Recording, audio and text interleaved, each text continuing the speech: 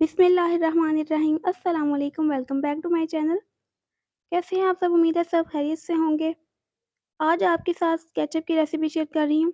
Chilli garlic ketchup की ऐसी recipe जो आज तक किसी ने यूट्यूब पर शेयर नहीं की होगी, जिसमें आपको ना ही मिर्चों को कितनी देर भिगो कर रखना पड़ेगा और इंतज़ार करना पड़ेगा कि जब वो भीगेंगी तो हम केचप तैयार करेंगे, और ना ही आपको चॉपर की ज़रूरत होगी जो कि अक्सर लोगों के पास नहीं होता। बहुत ही आसान तरीके से बनाएंगे, तो शुरू करते हैं। 1 किलो मैंने टमाटर लिए हैं। कोशिश करें कि नरम-नरम टमाटर नहीं लें, और केचप तैयार करने के लिए बहुत ज़्यादा मेहनत नहीं करनी होगी। इसका ऊपर से थोड़ा-सा गला हुआ हो या ख़राब हो उसे आप निकाल दें, बाकी कोई ज़रूरत नहीं है काटने की। जो टमाटर बड़े साइज़ का होगा उसको हम सिर्फ़ 2 टुकड़ों में करेंगे, और जो छोटे साइज़ का होगा उसे साबित ही रहने देंगे। टमाटरों को चॉप करने में और इतनी मेहनत और वक़्त ज़ाया नहीं करें, बिल्कुल कोई ज़रूरत नहीं है आपको ऐसा करने की। तमाम टमाटर को मैं ऐसे कर लेती हूँ कटिंग, और फिर आपको दिखाती हूँ। वीडियो अच्छी लगे तो फिर लाइक करना मत भूला करें। टमाटर कट हो चुके हैं, अब एक पैन में इन टमाटरों को शामिल करेंगे, और इसमें शामिल करेंगे हम पानी। पानी की क्वांटिटी आपने बहुत ही कम रखनी है, जितना पानी कम डालेंगे उतना ही आपके लिए फ़ायदेमंद होगा। तो मैंने इसमें शामिल किया है सिर्फ़ आधा ग्लास पानी, क्योंकि जब हम इसको बॉयल करेंगे तो टमाटर अपना पानी छोड़ेंगे। इसको हमने 15 मिनट के लिए बॉयल करना है। 15 मिनट के बाद फ्लेम को मैंने ऑफ़ कर दिया था, और अब काफ़ी देर हो चुकी है, टमाटर ठंडे हो चुके हैं। अब इनको ब्लेंडर जग में डालकर ब्लेंड करेंगे, और टमाटरों के अंदर जो पानी है, इस पानी को हम ज़ाया नहीं करेंगे। हमने सिर्फ़ आधा ग्लास पानी शामिल किया था, और ये देखें काफ़ी सारा पानी टमाटरों ने छोड़ दिया। इसी पानी के साथ इसको ब्लेंड करेंगे। एक्स्ट्रा पानी आपने बिल्कुल भी शामिल नहीं करना। अगर आपका पानी बिल्कुल ही ड्राई हो गया है, तब आप थोड़ा-सा पानी शामिल कर सकते हैं। और साथ ही हम इसमें कि थोड़ा-सा प्याज़ है, जैसा कि आप देख सकते हैं, बहुत छोटे साइज़ का प्याज़ ले लें और ये इसमें शामिल कर देंगे। प्याज़ को मैंने बॉयल करते हुए शामिल इसलिए नहीं किया क्योंकि इसकी स्मेल आने लगती है। तो ये चीज़ें आप नोट किया करें। मैंने सारा एक ही बार में ब्लेंड किया था, आप चाहें तो हाफ़-हाफ़ करके कर लें। तकरीबन 1 से डेढ़ मिनट हमने इसको ब्लेंड करना है।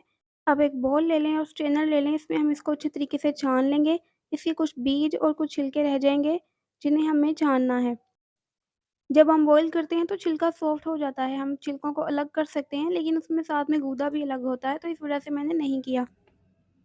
आप देख सकते हैं बीज और छिलके इस तरीके से अलग हो जाएँगे। तमाम प्यूरी हमारी तैयार है। प्यूरी की आप थिकनेस देखें, काफ़ी अच्छी गाढ़ी है। अगर हम इसमें ज़्यादा पानी शामिल कर दें तो फिर ये बहुत ज़्यादा रनी होती है, पतली होती है, और उतना ही हमें ज़्यादा टाइम लगता है इसे कुक करने में। तो हम इसको पैन में शामिल कर देंगे, इसमें आने देंगे बॉयल, और बॉयल आने के साथ ही हम इसमें शामिल कर देंगे 3/4 कप चीनी। अगर आप ज़्यादा मिठास की तरफ जाना चाहते हैं, तो फिर आप 1 कप चीनी शामिल करिएगा। चीनी को हल्का-सा डिज़ोल्व होने देंगे, चीनी डिज़ोल्व होगी तो इसमें बाकी की चीज़ें शामिल करेंगे। अभी भी आप इसकी थिकनेस देख सकते हैं, और हम इसमें शामिल करेंगे 3 खाने के चम्मच सिरका। सिरके का फ्लेवर मुझे बहुत ज़्यादा अच्छा नहीं लगता, इस वजह से मैं ज़्यादा नहीं शामिल कर रही हूँ। आप चाहें तो इसे थोड़ा ज़्यादा भी डाल सकते हैं। आधा चाय का चम्मच भर के इसमें डालेंगे टाटरी का। टाटरी से ही इसमें खटास आती है। जो केचप की रियल खटास होती है वो टाटरी से ही आती है, तो ये ज़रूर शामिल करें। चूँकि ये चिली गार्लिक केचप है, तो वे इसमें गार्लिक की कमी पूरी करते हैं। तो मेरे पास है तकरीबन 5 अदद गार्लिक के जवे, जिसको हम इस छोटे वाले ग्रेटर के साथ ग्रेट कर लेंगे। ये शामिल कर देंगे। और दूसरी मेन चीज़ है चिली। तो चिली को हमें भिगोने की ज़रूरत नहीं, हमारे पास मौजूद हैं कुटी हुई लाल मिर्चें, जो कि मैंने डाली हैं 2 खाने के चम्मच।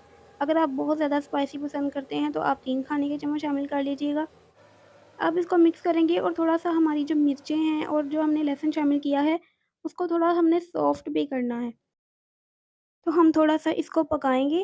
तकरीबन 10 से 12 मिनट इसकी टोटल कुकिंग है, क्योंकि मैंने इसमें पानी आपको बताया था कम शामिल किया है। अब यहाँ पे जो मैं ये पाउडर शामिल कर रही हूँ, ये है गुआर गम का पाउडर। गम एक ऐसा एजेंट है जो कि केचप में शामिल करें तो उसमें केचप का गूदा और जो थोड़ा-सा चीनी का पानी होता है, उसको अलग नहीं होने देता। और दूसरा जो पाउडर मैंने शामिल किया है वो है सोडियम बेंज़ोएट। ये एक फूड केमिकल है जो कि इसको ख़राब नहीं होने देगा, अगर ये फ्रिज के बाहर भी रहे तो।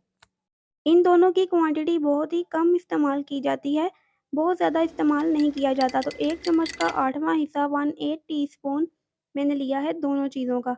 इसमें थोड़ा-सा पानी शामिल करेंगे, और फ़ौरन से आपने इसको मिक्स करते जाना है, और तेज़ स्पीड से हिलाते हुए इसमें फ़ौरन से शामिल कर देना है, और उसी वक़्त आपने यहाँ पे चम्मच भी चलाना है। क्योंकि ग्वार गम है, तो जैसा कि आपको पता चल रहा होगा, ये एक गम है, ये बहुत ही जल्दी जम जाती है। अगर हम इसको मिक्स नहीं करेंगे, डाल के पहले से रख देंगे, तो ये वहीं जम जाएगी और फिर ये केचअप में कभी मिक्स नहीं होगी। तो इतनी परफेक्ट रेसिपी क्या किसी ने दी है? कमेंट में ज़रूर बताइएगा और पसंद आए तो फिर लाइक कर लें, चैनल को सब्सक्राइब कर लें। थिकनेस आप इसकी देख सकते हैं, थोड़ा-सा ही मैंने इसको पकाया है और गुआर गम डालने के बाद इसकी थिकनेस आप देखें। अगर आप नहीं शामिल करना चाह रहे तो आप मत डालें, ये ऑप्शनल है। टाटरी और सिरके से भी केचअप 1-2 माह तक ख़राब नहीं होता। अगर आपकी फ्रिज की कूलिंग अच्छी होगी और ये फ्रिज के अंदर ही रहेगा, फ्रिज से बाहर इसे नहीं रखेंगे और इसमें पानी का कतरा भी शामिल नहीं करेंगे, गीला चम्मच यूज़ नहीं करेंगे। ये सब एहतियातें होती हैं अगर आप किसी चीज़ को देर तक महफूज़ रखना चाहते हैं और देर तक इस्तेमाल करना चाहते हैं। नेक्स्ट रेसिपी तक के लिए अल्लाह